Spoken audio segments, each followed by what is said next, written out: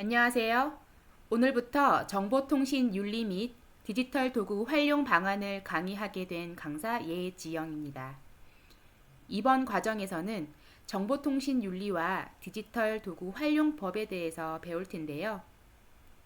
특히 여러분은 이제 막 소프트웨어 강사가 되려는 단계에 있으시죠? 그렇다면 앞으로 여러분이 가르칠 학생들에게도 꼭 알려줘야 할 정보들이 포함되어 있습니다. 그럼 오늘을 포함해 우리가 8차 시에 걸쳐 배우게 될 내용들을 먼저 살펴볼까요? 1차 시에는 정보통신 윤리의 개념과 이해입니다. 정보통신 윤리가 무엇인지, 왜 중요한지 알아봅니다. 2차 시는 개인정보 보호와 프라이버시입니다. 개인정보가 왜 중요한지, 이를 안전하게 보호하는 방법을 배우게 됩니다. 3차 시는 디지털 예절과 커뮤니케이션입니다. 온라인에서의 올바른 소통 방식과 네티켓을 익힐 수 있습니다. 네 번째, 4차 시에서는 디지털 미디어 리터러시입니다. 가짜 뉴스를 구별하고 정보를 올바르게 소비하는 방법을 배웁니다. 5차 시에서는 디지털 도구의 이해인데요. 다양한 디지털 도구가 강의에 어떻게 활용될 수 있는지 알아봅니다. 6차 시는 디지털 도구 활용 실습입니다. 온라인 퀴즈를 통해 학생들의 참여를 유도할 수 있는 온라인 퀴즈 제작법을 익힐 수 있습니다. 7번째는 디지털 도구 활용 실습 2번째 시간입니다. 강의 자료를 시각적으로 구성할 수 있는 방법을 배우게 됩니다.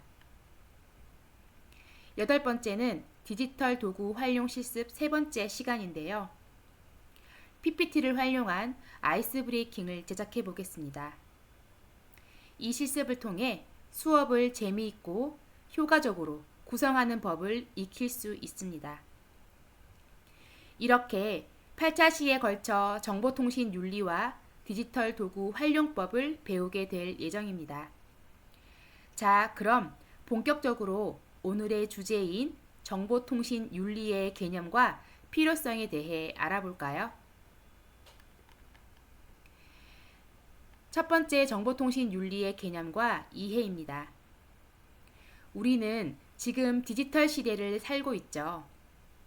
스마트폰 없이는 하루도 못 버티고 SNS나 메신저 없이는 소통하는 게 오히려 더 어색할 정도입니다. 하지만 이 편리한 디지털 세상에는 우리가 반드시 지켜야 할 규칙들이 있습니다. 그게 바로 정보통신 윤리예요. 오늘 강의에서는 정보통신 윤리가 무엇인지 기본 개념을 배우고 왜 우리가 이것을 중요하게 여겨야 하는지, 그리고 실제로 지키지 않으면 어떤 문제가 생길 수 있는지 알아볼 겁니다. 여러분이 앞으로 소프트웨어 강사가 되면 학생들에게 단순히 기술만 가르치는 것이 아니라 디지털 환경에서 올바르게 행동하는 방법도 함께 가르쳐야 합니다. 그래서 오늘 배우는 내용이 강사로서 여러분의 역할을 더 탄탄하게 만들어 줄 겁니다. 여러분 하루 동안 스마트폰을 얼마만큼 사용할까요? 요즘 통계를 보면 평균적으로 하루에 4-5시간 정도 사용한다고 합니다. 이 정도라면 우리가 깨어있는 시간의 상당 부분을 디지털 환경에서 보내고 있다고 해도 과언이 아니겠죠.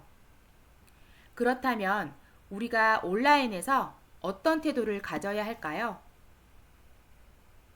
이와 관련해서 흥미로운 기사들이 있는데요. 먼저 메디포 뉴스에 따르면 한국인의 하루 평균 스마트폰 사용 시간이 약 5시간으로 집계되었으며 이로 인해 눈 건강에 심각한 영향을 미칠 수 있다고 경고하고 있습니다.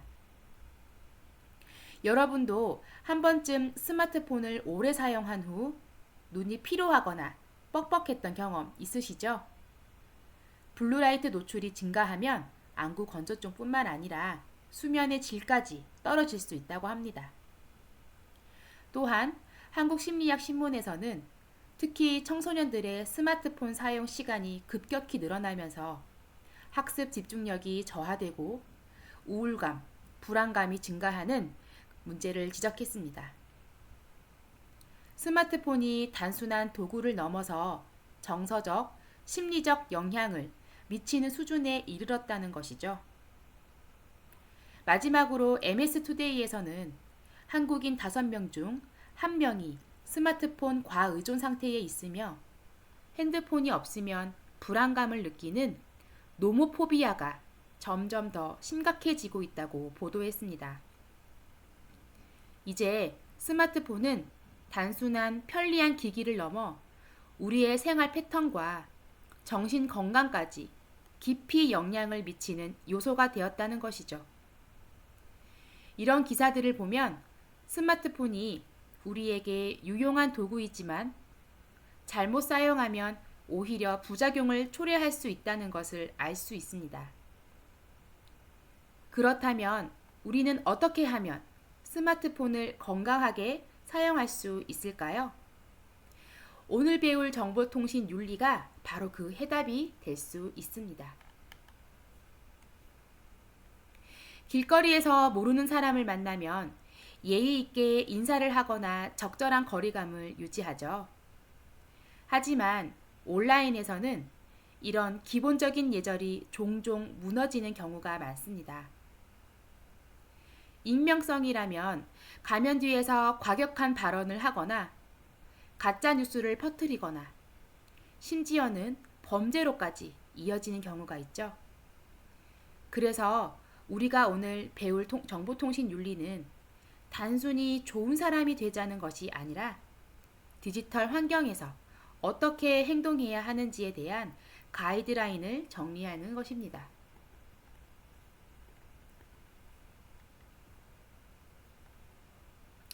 정보통신 윤리란 정의를 내려보겠습니다. 정보통신 윤리란 디지털 환경에서의 올바른 행동과 책임감을 의미합니다. 우리는 오프라인에서 윤리를 지켜야 하듯이 온라인에서도 사회적 규범을 준수해야 합니다. 예를 들어 이런 상황을 생각해 볼까요? 여러분이 카페에서 커피를 마시고 있는데 옆자리에서 누군가 친구를 험담하고 있어요. 우연히 들려버린 그 대화 내용을 다른 사람에게 퍼뜨린다면 그것은 윤리적으로 옳은 행동일까요? 당연히 아니죠. 하지만 온라인에서는 이런 행동이 너무나 쉽게 이루어집니다. 메신저 대화 내용을 캡처해서 다른 사람들에게 공유하거나 SNS에서 누군가를 험담하는 글을 올리는 일이 빈번하게 발생하죠. 그렇다면 우리가 정보통신 윤리를 지키지 않으면 어떤 문제가 발생하게 될까요? 우선 가장 큰 문제는 사이버 폭력과 프라이버시 침해입니다. 잘못된 정보나 가짜 뉴스가 퍼지면서 명예훼손, 허위사실 유포, 디지털 범죄로까지 이루어질 수 있습니다. 자, 이제 정보통신 윤리가 왜 중요한지 몇 가지 사례를 통해 알아볼까요? 첫 번째는 악성 댓글 문제입니다. 어떤 연예인이 SNS에 자신의 사진을 올렸어요. 그런데 일부 사람들이 외모를 비하하는 댓글을 달기 시작했어요. 처음에는 몇 개뿐이었지만 점점 더 많은 사람들이 동조하면서 결국 심각한 정신적 피해를 입었습니다. 여기서 중요한 건 댓글을 단 사람들은 자신이 그렇게 큰 일을 벌인 줄은 몰랐다는 거예요. 하지만 온라인에서의 작은 행동이 누군가에는 돌이킬 수 없는 상처가 될 수 있습니다. 두 번째는 가짜뉴스 문제입니다. 지난해 한 온라인 커뮤니티에서 어느 식당에서 벌레가 나왔다 이런 글이 올라왔습니다. 하지만 사실 확인 결과 전혀 사실이 아니었죠. 그럼에도 불구하고 가짜뉴스가 퍼지면서 그 식당은 엄청난 피해를 입었고 결국 문을 닫게 되었어요. 여기서 우리가 배워야 할 점은 온라인에서 본 정보가 전부 사실은 아니라는 것입니다. 이제 우리는 정보를 접할 때 이게 진짜인지 가짜인지 판단하는 능력을 길러야 합니다. 정보통신 윤리의 3가지 핵심 원칙입니다. 그렇다면 우리가 디지털 환경에서 꼭 지켜야 할 윤리 원칙은 무엇일까요? 아주 중요한 3가지를 알려드릴 테니까 강의하실 때 꼭 활용해 보시면 좋겠습니다. 첫 번째는 존중과 배려입니다. 온라인에서도 오프라인과 마찬가지로 예의를 지켜야 합니다. 악성 댓글을 피하고 타인의 의견을 존중하는 태도가 중요합니다. 모니터 뒤에 있다고 해서 상대방을 함부로 대하면 안 되겠죠? 두 번째는 정확한 정보 공유입니다. 가짜 뉴스에 속지 않고 정보를 확인하는 습관을 길러야 합니다. SNS에서 공유할 때는 출처를 확인하는 것이 필수입니다. 누가 그러던데 라는 말을 쉽게 믿고 퍼뜨리지 않아야 되겠죠. 세 번째는 책임감 있는 행동입니다. 내 행동이 다른 사람에게 미칠 영향을 고려해야 합니다. 온라인에서 한 말과 행동이 영원히 기록될 수 있다는 점을 기억해야 합니다. 인터넷은 잊지 않습니다. 한 번 올린 정보는 영원히 남을 수 있어요. 이제 우리가 배운 내용을 바탕으로 실생활에서 쉽게 실천할 수 있는 방법을 정리해 볼까요? 첫 번째로는 인터넷에서 타인을 존중하는 언어를 사용하는 것입니다. 그리고 정보를 공유하기 전에 반드시 사실을 확인해야 하고요. 비밀번호 설정을 철저히 하고 개인정보를 보호해야 되겠습니다. 또 공공 와이파이를 사용할 때 주의해야 합니다. 그리고 온라인에서 한 행동이 법적 책임을 초래할 수 있음을 인지해야 합니다. 이렇게 몇 가지만 기억하고 실천해도 건강한 디지털 환경을 만들 수 있습니다. 오늘은 정보통신 윤리란 무엇인가, 그리고 우리가 왜 이것을 중요하게 여겨야 하는가에 대해 배웠습니다. 여러분은 이제 소프트웨어 강사가 될 준비를 하고 계신데요. 앞으로 학생들에게 디지털 세상을 올바르게 활용하는 방법을 가르쳐야 합니다. 그렇기 때문에 오늘 배운 내용은 단순한 이론이 아니라 여러분의 강의에서도 직접 적용할 수 있는 실용적인 지침이 될 것입니다. 다음 차시에서는 개인정보 보호와 프라이버시에 대해 더 깊이 알아볼 거예요. 오늘 배운 내용을 기억하면서 앞으로 강의를 준비할 때 적극 활용해 보시기 바랍니다. 그럼 여기까지 1차시 강의를 마치겠습니다.